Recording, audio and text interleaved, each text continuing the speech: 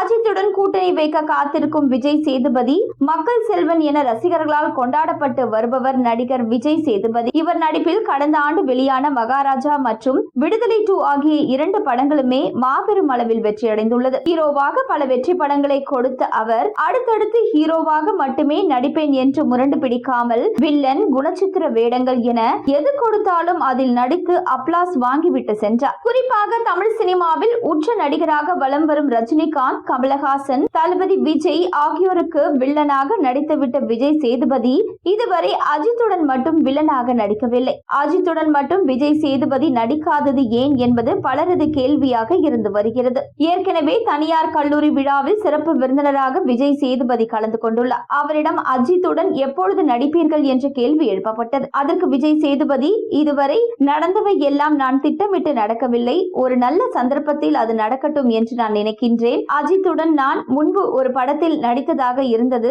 ஆனால் அது நடக்கவில்லை. விரைவில் அது நடக்கும் என்று நம்புகிறேன் என்று தெரிவித்துள்ளார். நடிக்க இருக்கும் AK-64 படத்தில் விஜய் சேதுபதி வில்லனாக நடித்தால் வேற லெவலில் இருக்கும் என ரசிகர்கள் கூறி வருகின்றனர். மேலும் அஜித் நடிப்பில் விக்னேஷ் சிவன் இயக்குவதாக இருந்த படம் ஷூட்டிங் தொடங்குவதற்கு முன்னரே கைவிடப்பட்டது. அப்படத்தில் அஜித்துக்கு வில்லனாக நடிக்க விஜய் சேதுபதியிடம் பேச்சுவார்த்தை நடத்தியிருந்தார் விக்னேஷ் சிவன்.